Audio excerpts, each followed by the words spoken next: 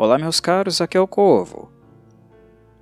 Lutenrätt Kommen In, obra sueca mais conhecida como Let the Right One In nos Estados Unidos e Deixa Ela Entrar no Brasil, é tranquilamente uma das melhores obras vampirescas do século XXI.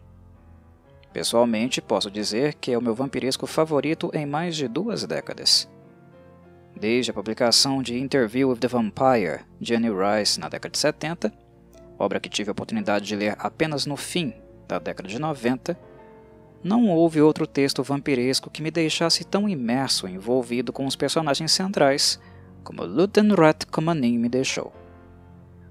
O que me espanta é que a faixa etária dos protagonistas Oscar e Ellie, ambos na pré-adolescência, embora cronologicamente apenas Oscar de fato tenha a idade que aparenta ter, a princípio seria um impedimento para meu envolvimento total, dado que não sou uma pessoa que aprecia dramas adolescentes. Considero-os banais, desinteressantes e imaturos, o que é perfeitamente normal, dado o enfoque em pessoas tão inexperientes, com mais dúvidas do que respostas e muito pressionados a tomar decisões que afetarão suas futuras vidas adultas. Porém, a enorme aclamação do livro de Jon Arvide Lindqvist, de 2004, que se tornou ainda maior após o lançamento da primeira adaptação cinematográfica de 2008, alvo do Cinecorvo de hoje, me deixou muito inclinado a dar uma chance. Estava convicto de que, por ser sueca, eu não estaria lendo um vampiresco com o espírito do novo milênio, a exemplo da obra de Stephenie Meyer ou outras parecidas com a dela, que particularmente não me apetecem. E sendo assim, caso o trabalho de Lindqvist me condicionasse a acompanhar o cotidiano de adolescentes por incontáveis páginas, pelo menos o recorte cultural sueco, de tom mais fechado e menos idealizado, me daria maior sensação de credibilidade, de estar lendo um livro diferente do que já lera anteriormente. Porém, o que encontrei nas páginas foi algo muito superior ao que imaginava. Já no princípio da leitura, me dei conta de que Oscar e a vampira andrógena Ellie seriam apenas os porta-vozes do autor para que pudesse apresentar, através deles, temáticas muito mais sérias e adultas, tais como crise existencial, bullying, divórcio, alienação parental, alcoolismo, pedofilia e automutilação. Lutenrätt Kommen In é definitivamente um romance, mas não um do tipo que o leitor ou cinéfilo está esperando. A obra é trágica e brutal em todos os aspectos, e não há um momento sequer onde este tom será alterado, tanto no que diz respeito à vítima do presente, Oscar, e à vítima do passado, no caso Ellie, que como uma vampira anciã presa em corpo infantil, tampouco pode ser subestimada no que diz respeito às suas reais motivações. Os personagens são tão cativantes que muitos cinéfilos tenderão a idealizar o romance emergente entre ambos, mas, com um pouco de reflexão, notarão que em Lutenrätt Kommen In há apenas violência ou efeitos colaterais de violências prévias. O livro de Lindqvist nos deixa com nós na garganta, pois o autor é muito mais visceral e explícito na obra original do que no roteiro que escreveu para o filme do diretor Thomas Alfredson.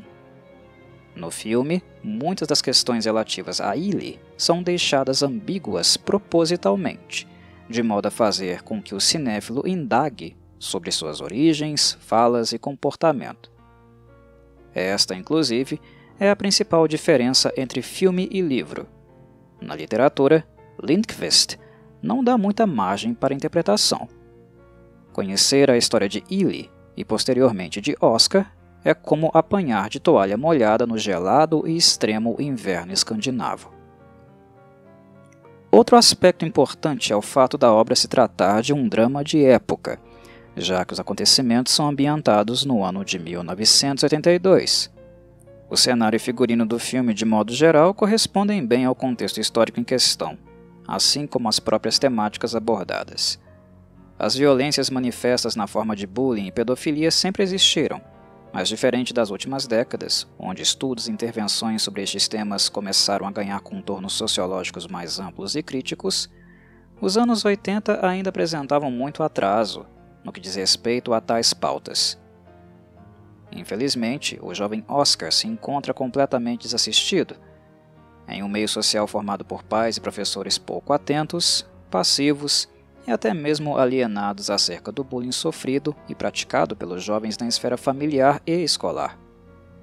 Divorciados e mais envolvidos com seus afazeres pessoais e profissionais, nota-se que os pais de Oscar pouco conhecem a vida do filho e a criança tampouco se sente segura para se abrir emocionalmente, ser ouvido e acolhido pelos mesmos. Ressentido e desejoso de vingança contra seus agressores, a única pessoa que se torna um porto seguro para Oscar é Ellie, uma vampira andrógena que, por razões tortas, acaba se tornando aquela quem escuta as angústias do menino. Neste ponto, o filme revela uma realidade ainda mais dura e cruel. Quem está desassistido tende a ficar cada vez mais próximo do perigo e de outras pessoas que podem enxergar, em seu estado debilitado, uma oportunidade para atender suas próprias necessidades. Ellie se encaixa neste perfil perfeitamente, mas não porque é uma vampira sádica ou glorifique a sede do sangue.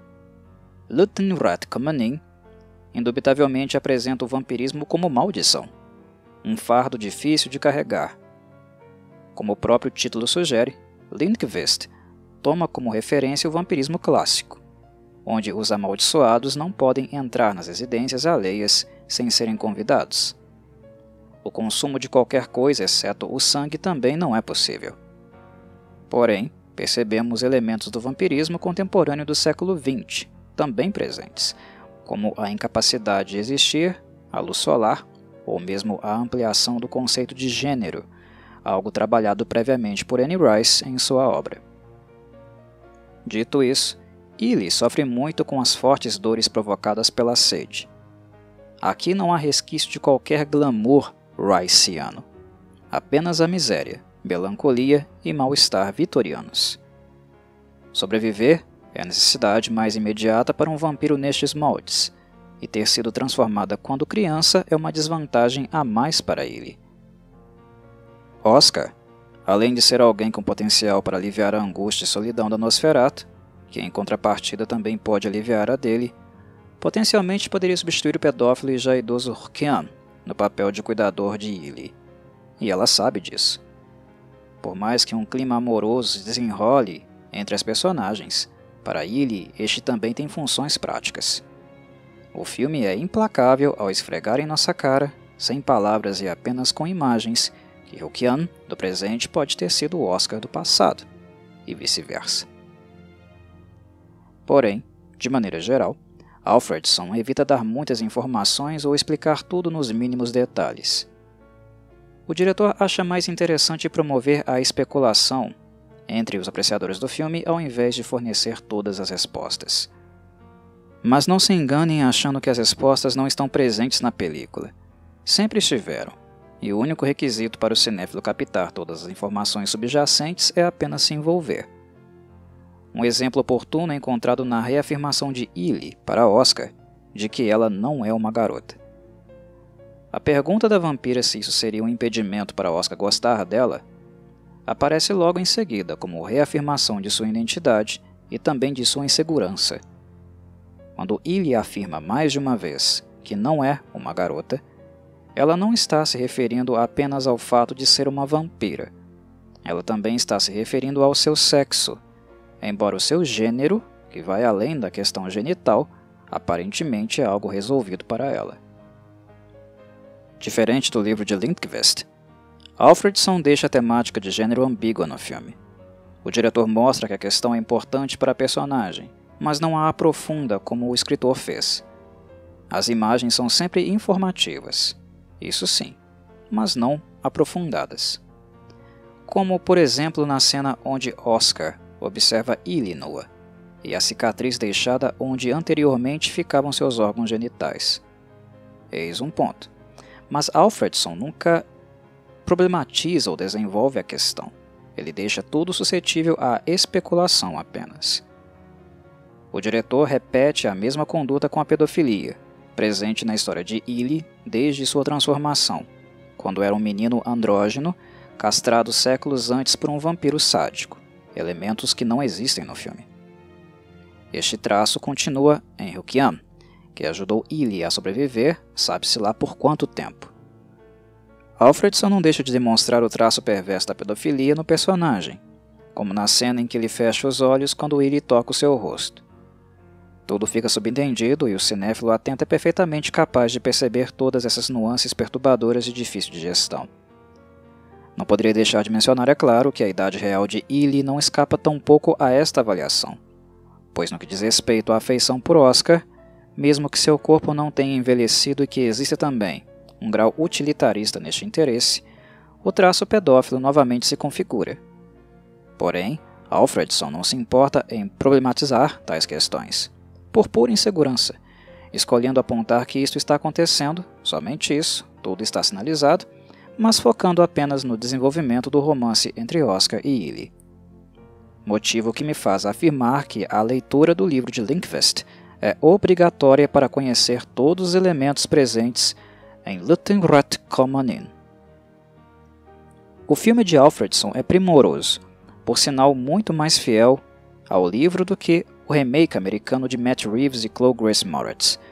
Porém, a obra de Lindqvist é bem mais complexa, profunda e perturbadora, indispensável ao leitor vampiresco e apreciadores de drama. Ainda sobre a problemática relação entre Oscar e Illy, há quem diga que, mentalmente, a visão de mundo da vampira continua sendo infantil, que ela não amadureceu com a passagem do tempo. Entretanto, tal afirmação é questionável. Illy sabe perfeitamente bem, sentiu na própria pele, o quanto este mundo é brutal.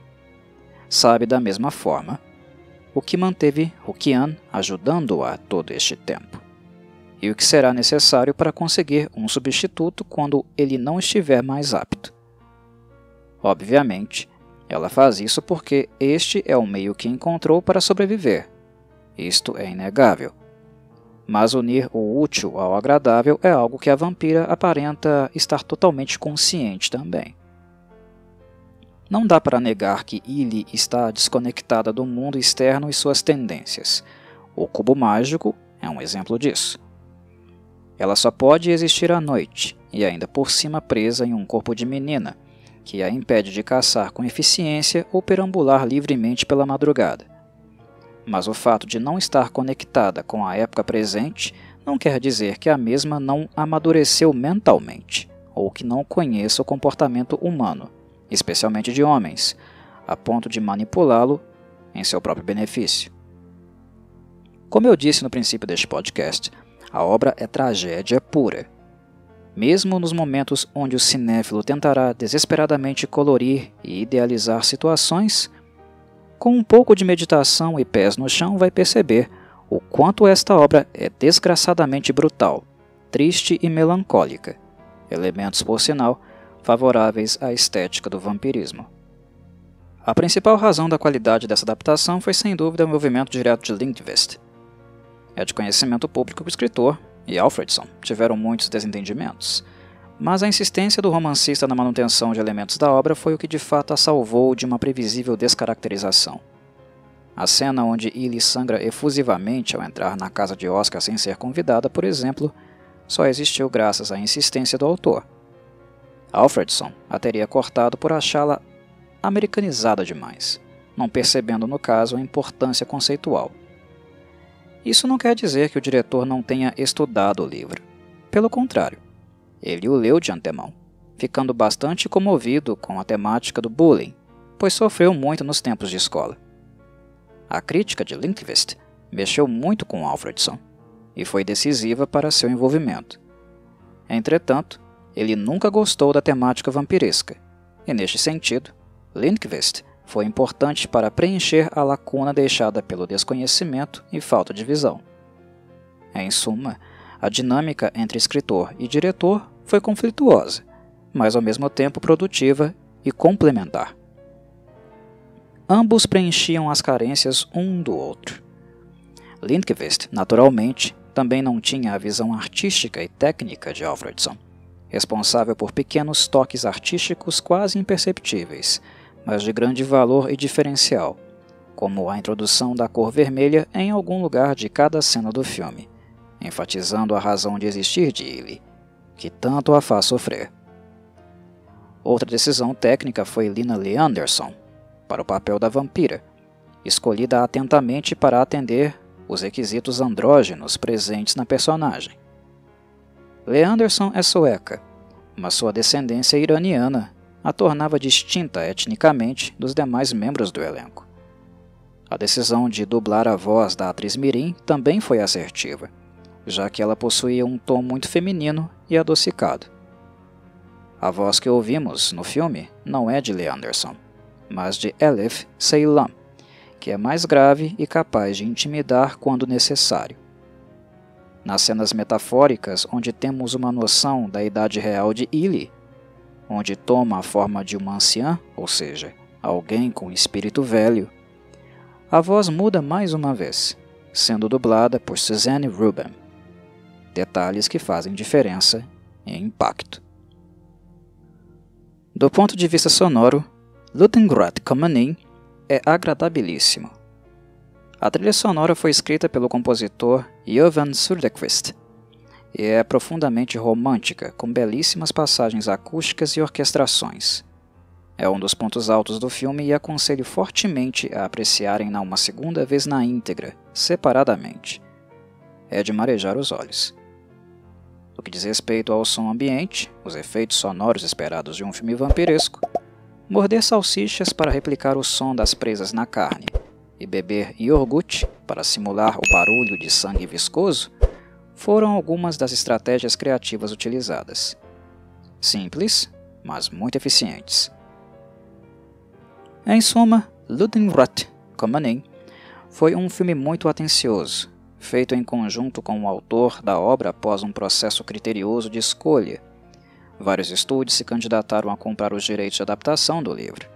A editora Ordfront recebeu mais de 4 dezenas de propostas até que o sinal verde fosse dado por Lindqvist, que aceitou dar prosseguimento quando finalmente percebeu que as ideias dos produtores estavam alinhadas com as suas, que haveria o devido respeito com as ideias do livro.